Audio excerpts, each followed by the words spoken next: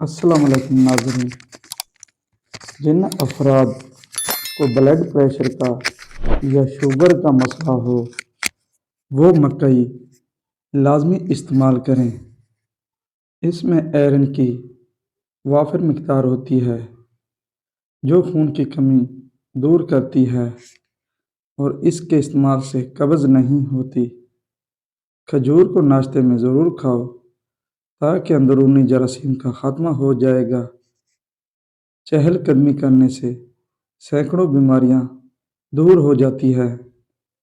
20 سال کی عمر میں شادی کرنے سے بچے ذہین اور تندرست پیدا ہوتے ہیں۔ لیموں کے استعمال سے حافظہ تیز ہو جاتا ہے اور جگر کی کمزوری دور ہوتی ہے۔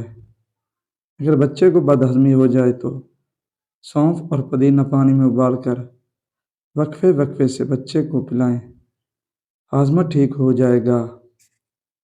جو لوگ بالوں میں کنگھی کم کرتے ہیں ان کے بال زیادہ جھڑتے ہیں۔ فجر کی نماز کے فوری بعد سونے سے عقل کمزور ہو جاتی ہے۔ جس گھر میں صبح صبح جلدی صفائی ہو جاتی ہے ایسے گھر آباد ہو جاتے ہیں۔ دن کے وقت پانی کم استعمال کرنے سے رنگ سانولا پڑ جاتا ہے۔ ہلدی استعمال کرنے سے ہڈیاں اور جوڑ مضبوط ہوتے ہیں اور بینائی تیز ہوتی ہے۔ نہار منہ انجیر کے 3 دانے کھا لینے سے گھٹنوں اور جوڑوں میں طاقت آ جاتی ہے اور لوہے جیسے مضبوط ہو جاتے ہیں۔ زیادہ نمک استعمال کرنے سے ہڈیاں کمزور ہو جاتی ہیں۔ چیونگم چبانے سے آپ کے دماغ کی رگیں کمزور ہو جاتی ہیں۔ جیسے جیسے عمر بڑھ رہی ہے اور جوڑ کمزور ہو رہے ہیں تو رات کو سوتے وقت چند بادام بھگو کر صبح نہار منہ کھا لو۔ عمر بھر بدن توانا رہے گا اور جلدی بڑھاپا نہیں آئے گا۔ گنڈیریا چوسنے سے مسوڑھے مضبوط ہوتے ہیں اور دانت چمکدار ہوتے ہیں۔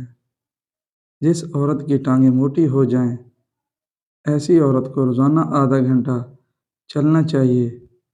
کھانے کے اندر بادیان کا پھول استعمال کرو، یہ بدن کی جلد کو ٹائٹ رکھتا ہے۔ پائن کے پتے پر سرسوں کا تیل لگا کر گھٹنوں پر باندھ دو، گھٹنوں کا درد غائب ہو جائے گا۔ لچی کا پھل کھانے سے چھاتی صاف ہو جائے گی۔ اگر آپ کا بچہ بولنے میں دیر کرے تو گھر میں آپ کوئی بھی جانور پال لیں اور آزاد چھوڑ دیں، بچہ جلدی بولنے لگ جائے گا۔